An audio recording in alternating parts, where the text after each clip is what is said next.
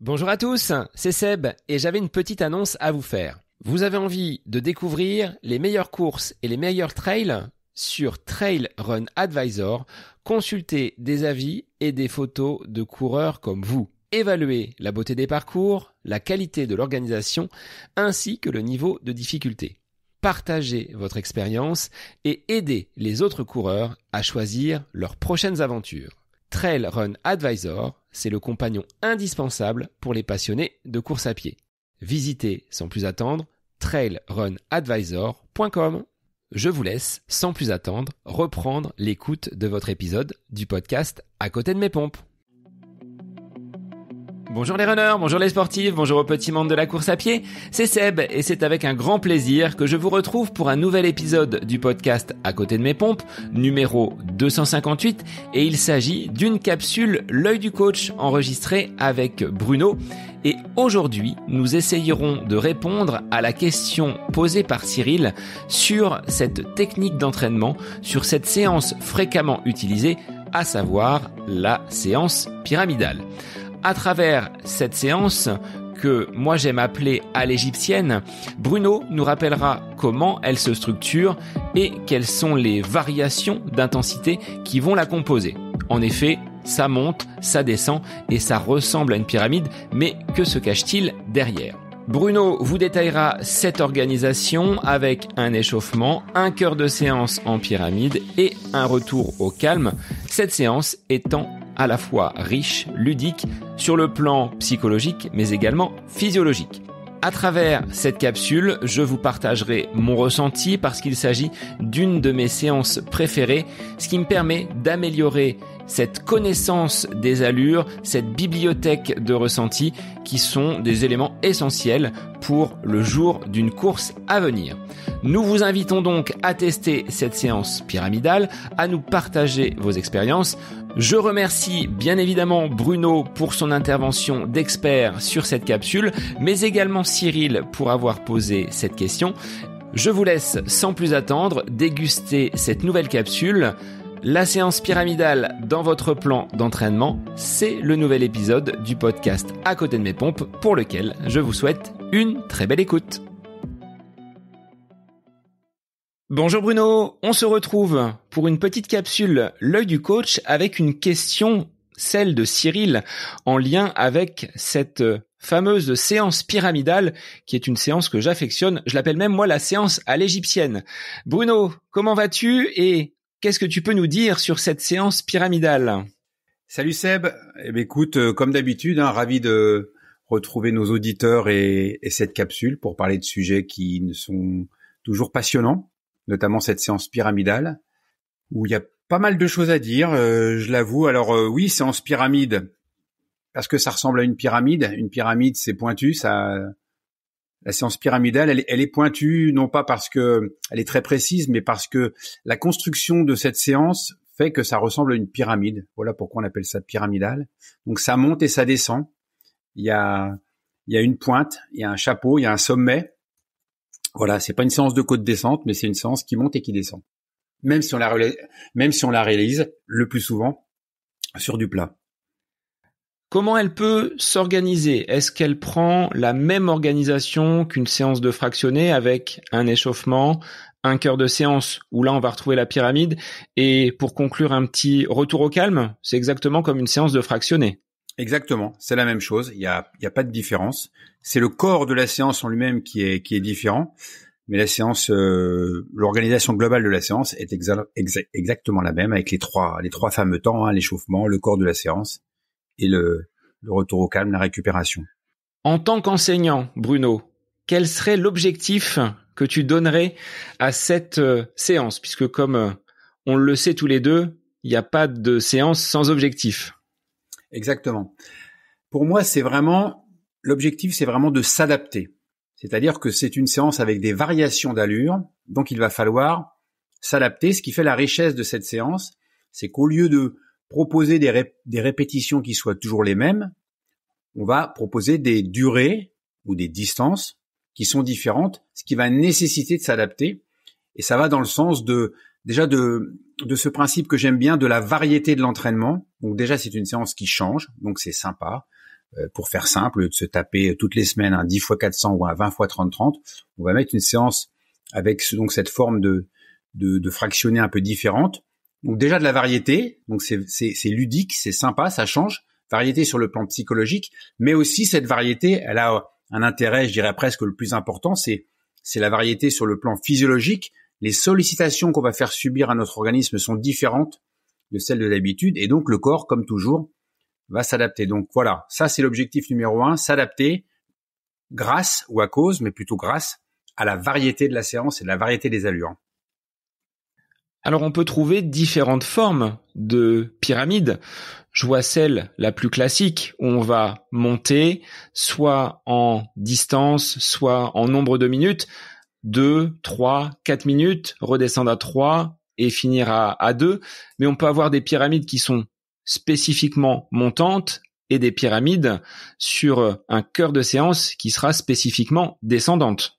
C'est ça, voilà. C'est pour ça que pyramide, c'est un peu restrictif parce que la séance où on va commencer par les fractions les plus longues, donc je ne sais pas si on peut appeler ça une pyramide descendante parce qu'en fait, on ne fait que descendre. Donc je ne sais pas quel nom il faut attribuer à cette séance qui ne fait que descendre, mais elle a aussi un objectif qui est bien particulier.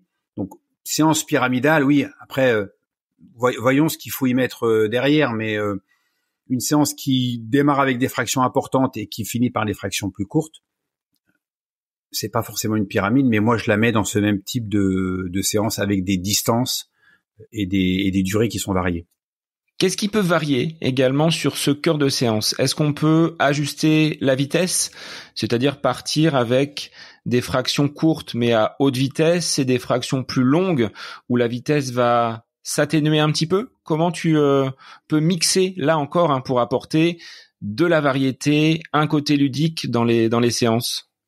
Oui, c'est ça. En fait, c'est vraiment. Alors justement, je faisais la remarque à Cyril puisque c'est lui qui pose la question. J'analysais sa séance et lui, il avait une séance de mémoire. C'était 3 minutes, 5 minutes, 7 minutes, 5 minutes, 3 minutes. Donc là, on était dans une séance pyramide, 3, 5, 7, 5, 3. Alors je le répète pour ceux qui nous écoutent mais qui n'ont pas forcément l'habitude des capsules. Moi, je fonctionne toujours en durée d'effort. Libre à l'athlète, s'il le veut, de transformer ça en distance, mais 3 minutes, 5 minutes, 7 minutes, ça peut correspondre aussi à des distances. Sachant que si je construis ma séance pyramidale avec des distances, je n'aurai pas les effets escomptés parce que si je remplace mon 3 minutes par un 1000 mètres, pour quelqu'un qui est un athlète de bon niveau, ça va pas poser de problème, mais 3 minutes pour un athlète moins bon ou qui va courir moins vite, ce ne sera pas du tout la même distance. Donc, construire une séance pyramidale en distance, c'est vraiment faire du sur-mesure. C'est-à-dire qu'on sait à quelle durée d'effort va correspondre la distance. Je ne sais pas si je suis bien clair. On ne peut pas systématiser les séances pyramidales en distance parce que ça dépend du niveau du coureur. Par contre, on peut systématiser une séance pyramidale en durée parce que 3 minutes, ça reste toujours 3 minutes pour tout le monde. Donc, Cyril, sur son 3, 5, 7, 5, 5, 3, avait fait tout à la même vitesse. Et je lui expliquais qu'en fait, l'idée, c'était vraiment de faire les 3 minutes à un certain pourcentage de VMA, de faire les 5 minutes à un certain pourcentage de VMA, de faire les 7 minutes à un certain pourcentage de VMA, etc., etc. Donc, ça demande des changements d'allure, ça demande une adaptation, et ça va aussi dans le sens de ce que j'aime bien, ce que je parlais, et qui visiblement a plu à ceux qui nous ont écoutés quand on a fait cette capsule, la bibliothèque de ressentis et de sensations. Ça augmente on va mettre des bouquins supplémentaires parce qu'on a des sensations différentes et donc à chaque fraction non seulement c'est varié mais l'allure n'est pas la même et donc c'est ça aussi qui fait l'intérêt de cette séance à la fois sur le plan ludique et sur le plan physiologique, c'est qu'on ne court jamais à la même vitesse et comme je construis mes allures d'entraînement en mettant des pourcentages de VMA associés à des durées, en fait l'athlète Cyril, lui, il sait que 3 minutes, il faut qu'il court à telle vitesse, 5 minutes à telle vitesse, 7 minutes à telle vitesse, et ce ne sont pas les mêmes vitesses. Et j'aime bien aussi par exemple, cette pyramide de 3, 5, 7, 5, 3, je l'utilise après avoir fait 4 x 6. Parce que ça permet aussi de passer, alors évidemment, là, on est dans l'ultra progressivité, mais moi, j'aime bien. Quelqu'un qui va faire une séance de 4 x 6, après, moi, souvent, je lui propose de faire 3 x 8 ou 4 x 7, peu importe. Donc, la séance pyramide, elle permet de goûter, entre guillemets, un peu à des distances plus longues sans que ce soit trop difficile, puisqu'on va revenir à des distances plus courtes. Je sais pas si je m'explique bien. En fait, c'est un avant-goût en fait de ce qui va se passer avant. On commence à tester un peu du plus long, sans que ce soit trop difficile, parce que c'est passer de 4x6 à 3x8, ben c'est quand même 2 minutes de plus, mine de rien. Donc voilà, on est encore dans une hyper progressivité et une variété importante que moi au final j'aime bien dans le programme, et souvent d'ailleurs les athlètes, Cyril le premier, en redemandent. Sachant qu'entre une 4x6 Bruno et une 3-5-7-5-3, au niveau du cœur de séance, on a à peu près la même durée d'effort, 23 contre 24 minutes. Donc c'est quasiment similaire. C'est ça, puisque du 4x6 à 3x8, on va passer, on est dans la même durée, hein. Donc voilà. Après le 3x8, il y aura un 3x10, bien évidemment, les séances de VMA. Alors donc là, j'ai illustré les séances pyramidales avec une séance de VMA. On peut faire la même chose avec les séances de VMA, mais voilà, on va augmenter au fur et à mesure le volume, mais on y va par petites touches, très progressivement. C'est pour ça aussi que quand on a plein de semaines devant soi pour faire un programme, c'est mieux parce qu'on peut vraiment y aller par petites touches, aller vraiment dans du sur-mesure, dans du cousu main vraiment parfait. Alors ces séances donc pyramidales, tu l'évoquais, hein, on va balayer des allures. Est-ce qu'on peut balayer toutes les allures de course, que ce soit du 5, du 10, du semi, du marathon, dans une seule et même séance? J'avoue qu'à titre très personnel, j'ai un peu de mal quand il y a quand le balayage est trop grand. Je pense que voilà, quand on fait une séance de VMA courte, on sait pourquoi on l'a fait, et voilà, on va pas. Moi, je n'aime pas trop balayer sur des champs qui sont trop longs. Je pense qu'il faut garder en tête l'objectif qu'on a. La VMA courte, VMA moyenne, VMA longue, chacune ont leurs objectifs différents. Justement, on parlait de critères de réussite et de réalisation, et donc je pense qu'on peut balayer, mais en restant quand même dans ce qui nous anime. Par exemple, sur une séance de VMA courte, puisque je parlais de ça, on va faire des 30 secondes, des 45, des 1, éventuellement des 1:15, mais j'aime pas trop moi aller de 30 secondes à 4 minutes par exemple, parce que du coup, mais ça n'engage que moi, je trouve qu'on travaille un peu tout et rien, quoi. C'est un peu comme les couteaux suisses. Ça fait tout, mais ça fait pas forcément les choses très bien. Donc moi, je préfère rester dans quelque chose d'assez proche de l'objectif de départ, parce que finalement, si on balaye de 30 secondes à 4 minutes, on fera pas assez de 30, on fera pas assez de 4, on va faire un peu de tout. Et finalement, on va pas vraiment faire ce qu'on veut faire. Par contre, si on est sur quand on est sur une séance 3, 5, 7, 5, 3, on reste dans quelque chose qui est quand même relativement proche au niveau de l'intensité. C'est bien de varier, mais il faut pas non plus trop varier, selon moi. Donc tu encourages quand même les coureurs à avoir une variation d'allure et à courir les 3 minutes de façon plus rapide que les 5 minutes et encore un petit peu plus rapide que les 7 minutes. On va avoir une progressivité à la fois dans la durée de chacune des fractions, mais dans la vitesse qui va être appliquée sur ces 3, 5 et 7 minutes. C'est ça. Et ce serait la même chose sur une séance de VMA courte, 30 secondes 103, 104%, 45 secondes 100, 102%, 1 minute aux alentours de 100%, voilà, hein, donc chaque fraction a son intensité et elle n'est jamais la même, donc c'est pas facile, mais c'est extrêmement intéressant, extrêmement motivant aussi. Moi, je trouve que les séances passent à une vitesse folle. Quand il faut faire 20 x 30-30 ou 10 fois 1 minute, où on se tape toujours les mêmes répétitions à la même intensité, moi je trouve ça un peu monotone. Ça a un intérêt, hein, mais c'est un peu monotone. Là, on est constamment en train de jouer avec les allures, on est constamment centré sur son ressenti. Moi j'adore, hein. J'aime beaucoup les séances dégressives, 500, 400, 300, ou pareil, hein, 2 minutes, 1:30, parce que là aussi, on doit s'adapter. Moi, j'aime bien parce qu'elles sont, je dis pas de plus en plus faciles, mais ce côté dégressif, il est intéressant parce que on commence par le plat de résistance et puis on finit, je dirais, par le dessert, parce qu'à la fin, c'est quand même plus facile. Et ce que j'ai constaté, parce que le but, c'est pas juste que ça soit sympa, mais ce que j'ai constaté aussi, c'est que pour les sportifs qui ont une fréquence cardiaque avec une inertie très lente, moi par exemple c'est mon cas, quand je commence par des fractions plus longues, je vais monter très haut au niveau cardio et je vais finir par des fractions plus courtes qui ne me permettraient pas de monter aussi haut au niveau cardio si je ne faisais que des fractions plus courtes. Je vais essayer d'être plus concret. je fais une séance de 20 fois 30-30, hein, donc je prends des séances entre guillemets connues. Je fais une séance de 20 fois 30-30, il va me falloir du temps pour monter au niveau cardio. Et moi, j'ai un cœur qui a une inertie très lente et je vais pas monter très haut. Par contre, si je fais 5 répétitions de 1 minute, puis 5 répétitions de 45 et que je finis par 5 répétitions de 30, donc je vais faire du 1-40, je vais faire du 45-30 et je vais finir par du 30-30.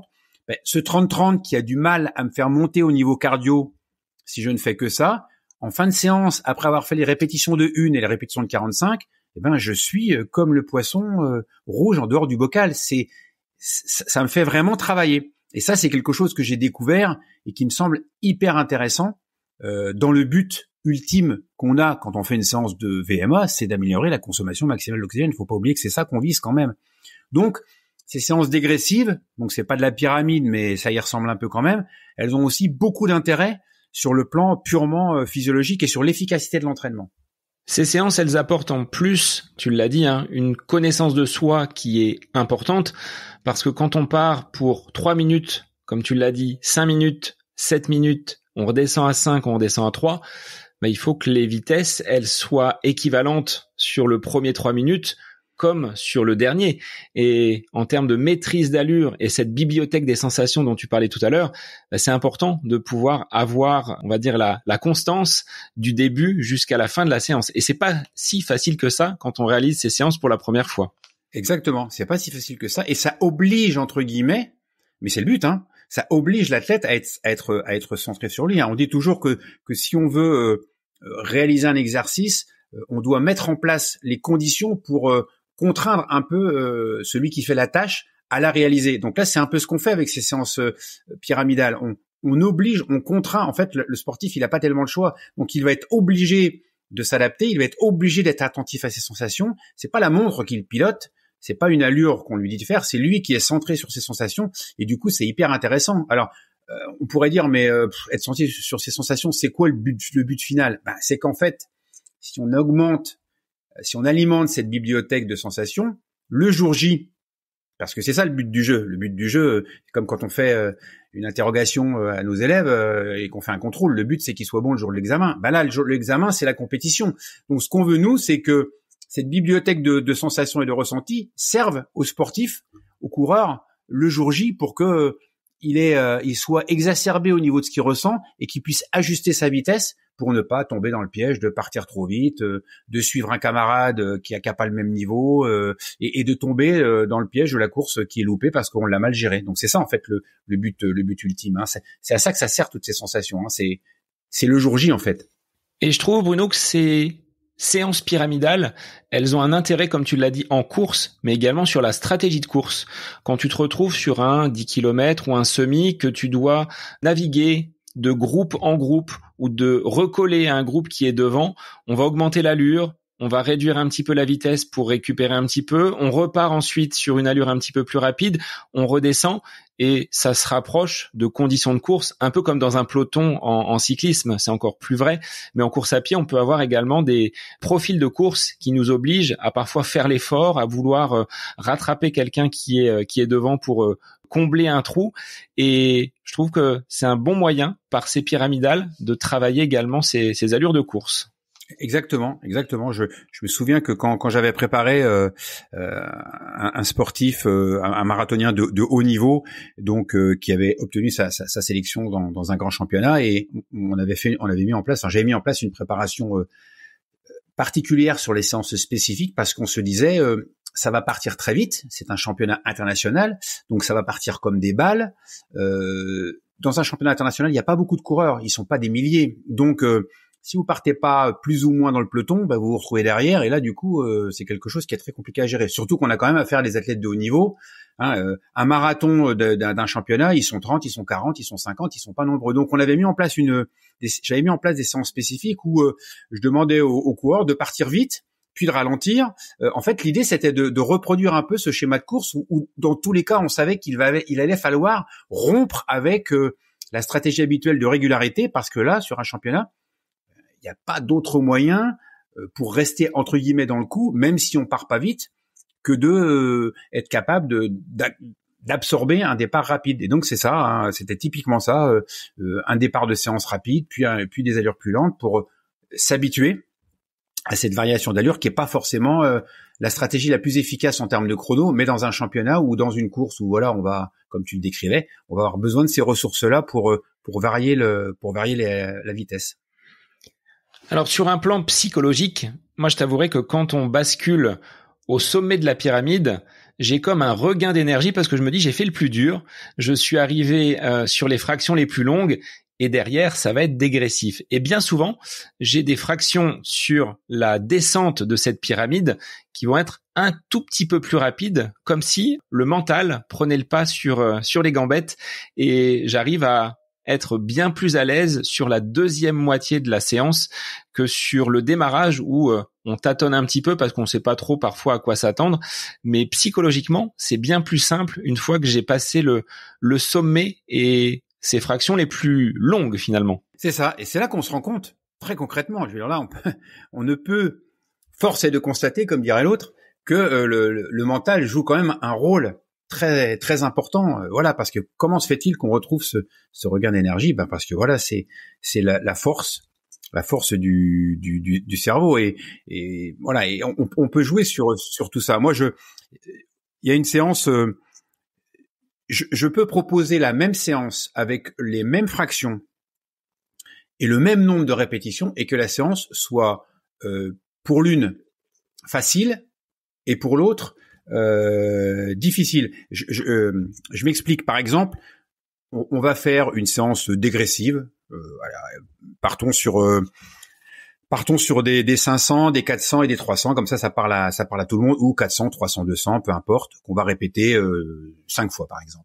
Mais si vous faites 5 fois 400, 5 fois 300, 5 fois 200.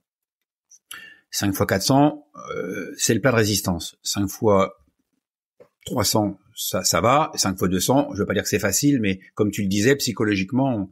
Mais si vous faites 400, 300, 200, 5 fois, et vous faites 400, 300, 200, vous recommencez 400, 300, 200, vous recommencez 400, 300, 200, ben je peux vous dire qu'à la fin du 200, où la récupération est courte et vous savez que vous repartez sur un 400, psychologiquement, c'est pas du tout la même chose. Donc on a le même nombre de fractions, le même nombre de répétitions, ce n'est pas du tout la même séance, mais juste parce que psychologiquement et physiologiquement, la construction de la séance en elle-même fait qu'elle n'est pas du tout pareille. Et je propose à tous ceux qui nous écoutent de tester ce genre de séance. Alors après, ça peut être 5 fois 1, 5 fois 45, 5 fois 30, et donc on va faire une 45-30, une 45-30, une 45-30. Testez les deux formes d'entraînement et vous allez voir que c'est le jour et la nuit. Et pourtant, ce sont les mêmes répétitions.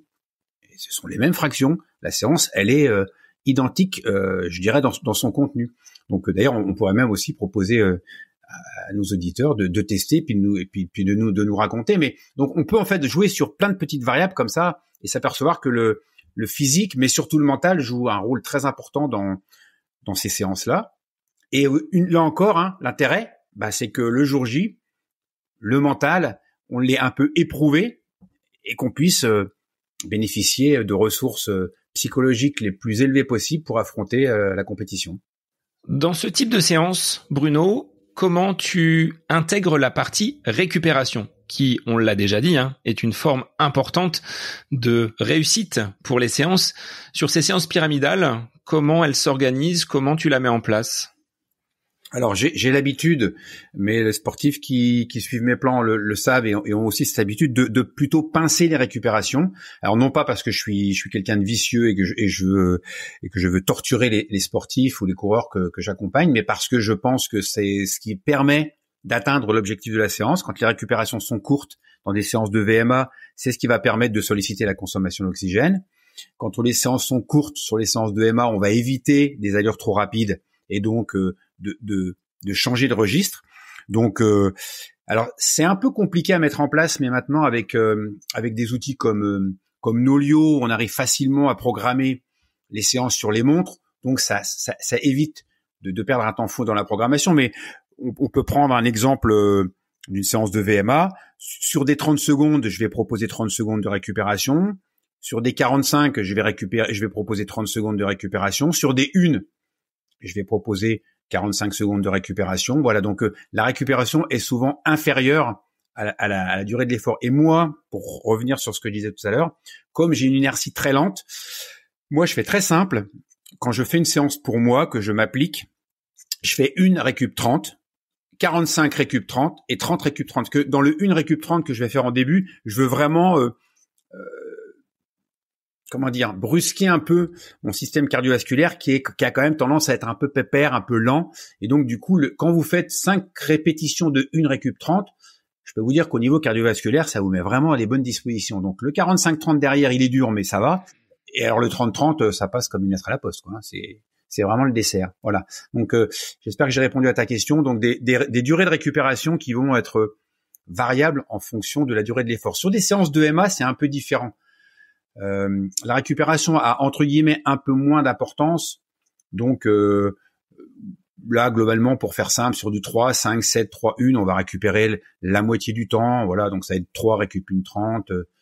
Ou alors ça peut être récup identique pour toutes les fractions de façon à simplifier l'organisation du coureur. Mais quand on a l'habitude de faire ce genre de séance, sur un 3 minutes qu'on récupère une 30 ou une, je dis pas que ça change pas grand-chose, mais moi, ce que je constate, c'est que les sportifs que j'accompagne, les coureurs que j'accompagne qui ont l'habitude, n'ont pas besoin de récupération très longue. Et souvent, quand les récupérations sont très longues, spontanément, ils ont presque envie de repartir parce qu'ils sentent qu'ils les ont récupérées. Mais ça, c'est parce qu'ils ont l'habitude. Sur le plan de la réussite de la séance, comment tu vas l'évaluer? Quels sont tes critères pour juger que l'athlète à qui tu as proposé cette séance a bien fait le travail? Alors là, c'est hyper simple pour moi. J'ai vraiment un outil de correction qui est facile. C'est que pour chaque coureur, le pourcentage, chaque coureur a une durée d'effort à réaliser, un tableau d'allure. Donc sur 30 secondes, il sait qu'il doit courir à 30% de sa VMA. Sur 45, à 30%. Sur une minute, à 30%. Donc en fait là, c'est hyper simple. C'est est-ce que j'ai réussi à courir à la vitesse du tableau d'allure? Oui ou non. Et c'est réussi si j'ai réussi à réaliser la séance à la bonne allure. Si j'ai pas réussi la séance à la bonne allure, ma séance n'est pas réussie. Donc là, c'est vraiment très facile à corriger. Et est-ce que cette séance pyramidale, tu la proposes à tout type de coureurs, que ce soit des coureurs débutants ou des coureurs expérimentés? Est-ce qu'elle est pour tout le monde, cette séance? Je la réserve vraiment, enfin, je fais très attention parce que c'est une séance qui peut être très perturbante. Donc pour moi, c'est une séance qui est vraiment dédiée aux coureurs qui sont relativement aguerris, ce qui ne veut pas dire que ce sont des coureurs qui ont un gros niveau de performance. Cyril fait entre 45 et 50 au 10 km. Voilà, donc c'est bien, hein, c'est pas non plus exceptionnel, mais Cyril, c'est un coureur aguerri, il a l'habitude de mes plans d'entraînement, et l'idée aussi, c'est que on ne tombe pas dans cette routine, dans cette habitude, parce que quelqu'un que j'entraîne comme ça tout au long de l'année, si je lui propose toujours le même type de séance, il va finir par s'adapter, il ne progressera plus. Donc moi aussi, ça m'oblige à me remettre en cause, à modifier un petit peu les contenus. Donc des coureurs aguerris qui ont l'habitude de s'entraîner, qui maîtrisent les séances de fractionnés, mais pour qui aussi on doit un peu casser le moule pour essayer de reproduire quelque chose de différent, pour ne pas tomber dans une espèce de routine où l'athlète va cesser de progresser, parce que la variété des entraînements est selon moi hyper importante. Eh bien, merci Bruno pour cette nouvelle capsule. Là, on est spécifiquement dans l'entraînement et dans l'analyse des séances. En réponse donc à la question de Cyril sur cette séance pyramidale, on invite donc les auditeurs à tester et à nous faire leur retour, Bruno. Exactement. Testez. N'hésitez pas à nous dire comment ça se passe, à poser vos questions. C'est hyper intéressant. Je trouve que justement, c'est ça aussi qui fait la richesse. Ce sont tous ces allers-retours qu'on fait entre les coureurs et nous et qui nous permettent de grandir, d'apprendre et d'évoluer. Donc, à vos questions et chers auditeurs, on vous retrouve très rapidement pour une nouvelle capsule. C'est l'œil du coach avec Bruno. Bonne semaine à vous. Cette capsule L'œil du coach avec Bruno Heuby est désormais terminée. Merci à vous pour votre écoute, mais aussi pour vos retours sur ce format d'épisode un petit peu plus court. N'hésitez pas à nous transmettre vos questions, vos interrogations via les différents réseaux, Facebook et Instagram. N'hésitez pas à nous soumettre vos idées d'épisodes pour de prochaines capsules. Belle semaine à vous!